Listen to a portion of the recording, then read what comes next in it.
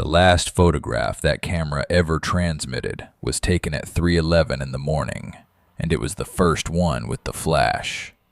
Every frame before it was woods, gray light, timber, the inside of a wilderness area. This one was full dark, lit white by infrared, and it was not woods. It was a porch, a house, 2 cars in a driveway. Plates burned bright in the flash, and when our tech enhanced those plates, they came back registered to the lead detective on the case.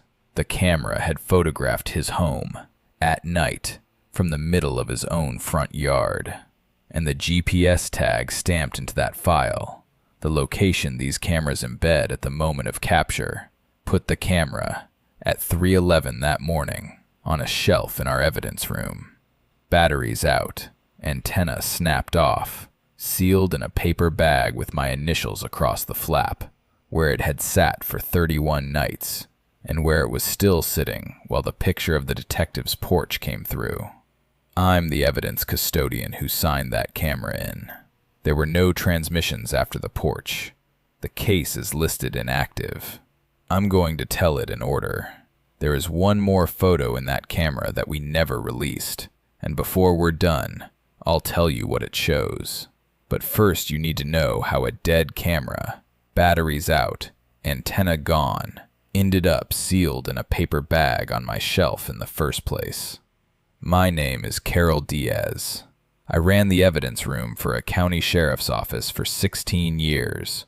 A northern county, heavy wilderness, the kind of place where a lot of cases start with somebody not coming home from the backcountry. I'm not naming it. The detective is retired, and the missing man's family still lives there. Evidence custody is the least glamorous job in any sheriff's office, and it is the most rule-bound, on purpose. Everything that comes through my door gets logged, photographed, bagged, sealed, shelved, and signed for. And every time an item moves, somebody's name goes on a line. Chain of custody. The whole point of me is that for any item in that room, I can tell you where it has been every minute since it arrived. I was good at it. I was proud of it. And that's why this has never let go of me. Because the one item I can account for most completely is the one that did the impossible thing. The case was a missing man. I'll call him Ellis, 61, lifelong outdoorsman. Walked into a wilderness area in late September to scout elk and didn't walk out. Experienced, equipped, left a written plan on his kitchen table. Not a man who gets lost.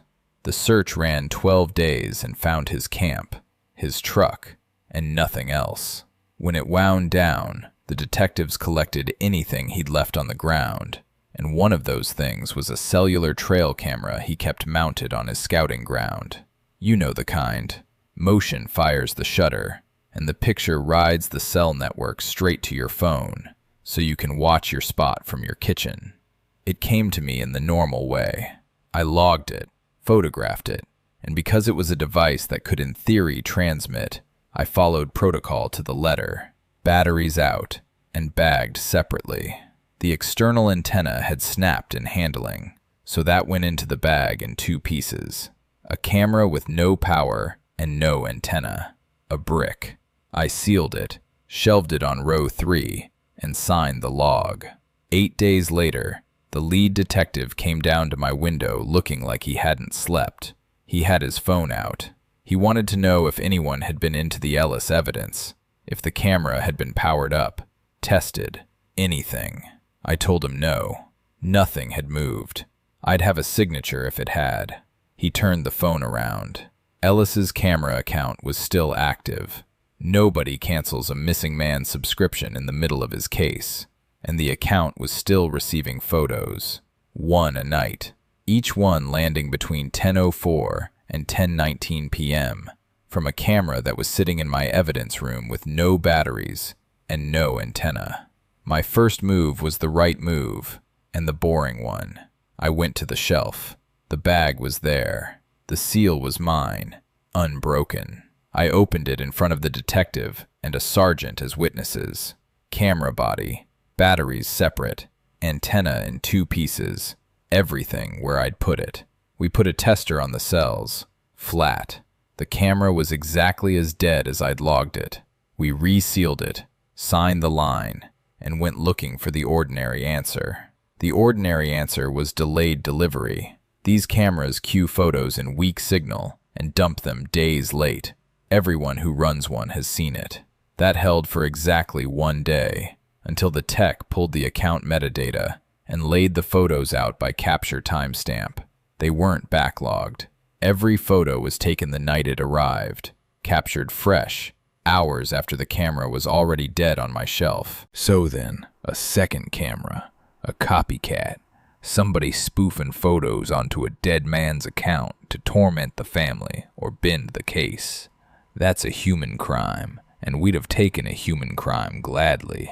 The tech chased it for a week. Every photo carried the device serial of the camera in my bag.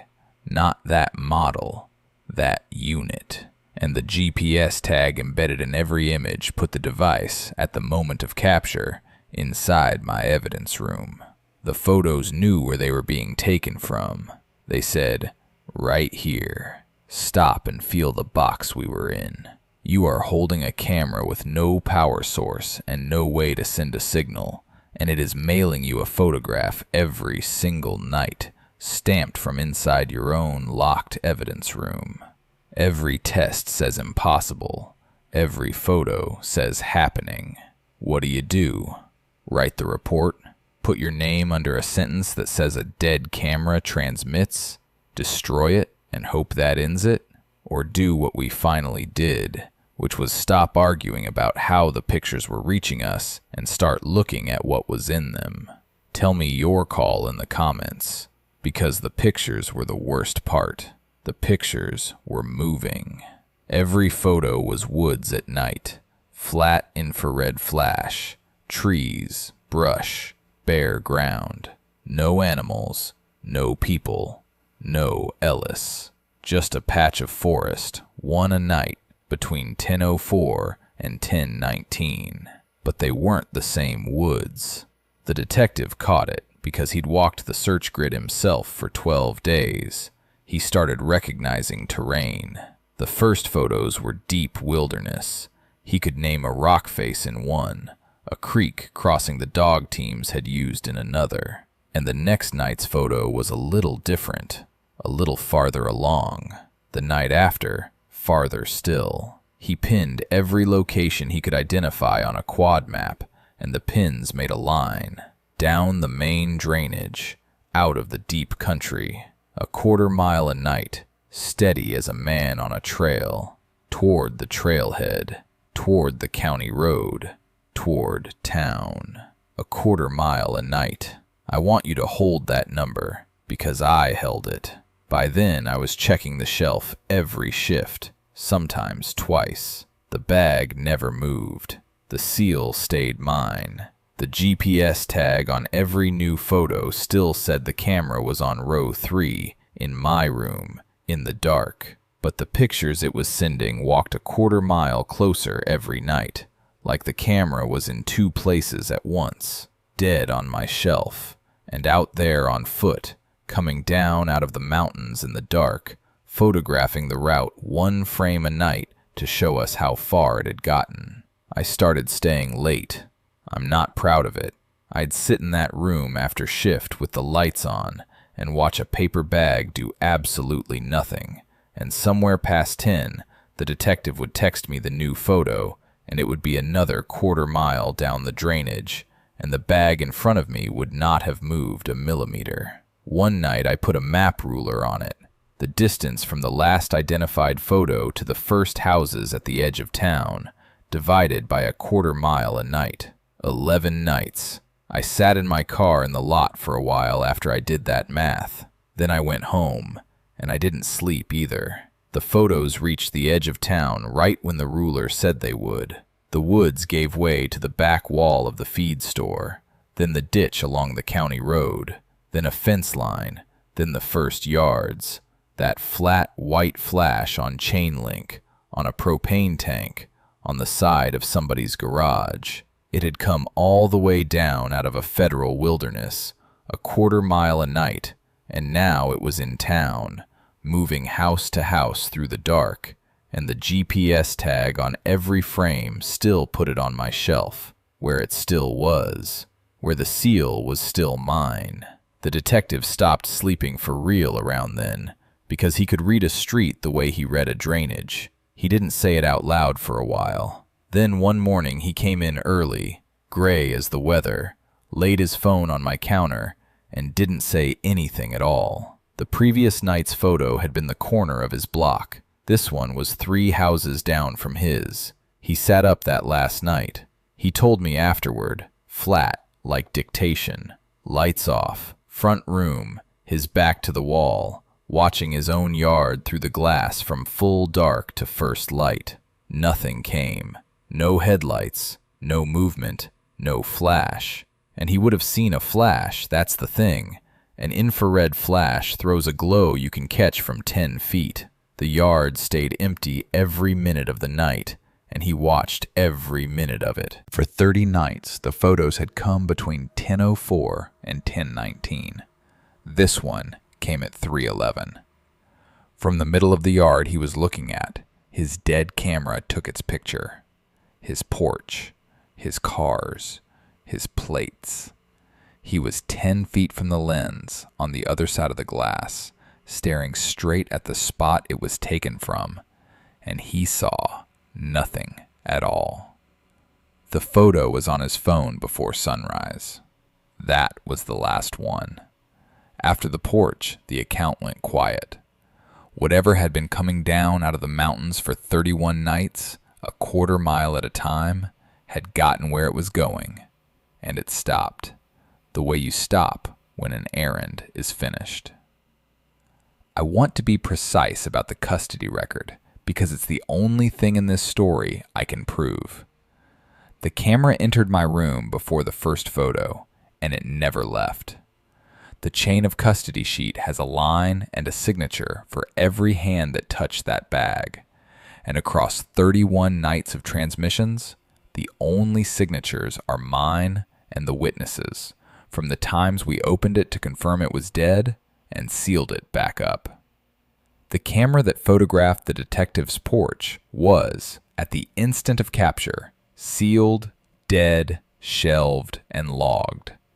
Both facts are true. I'll swear to both. I have to.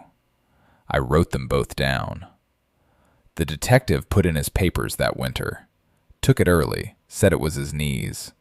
Nobody pushed, because everyone who'd touched the Ellis case had their own version of not sleeping.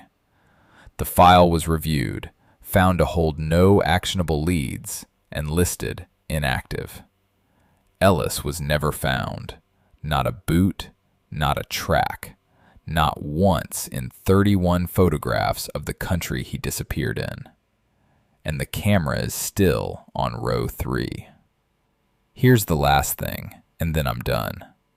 Before I retired, I asked the tech to check the account one more time, off the record. No photos after the porch. But the camera in the bag, no batteries, no antenna, sealed in paper, blinks. Once a night, a little after 10, the status light comes up through the bag like a pulse through skin.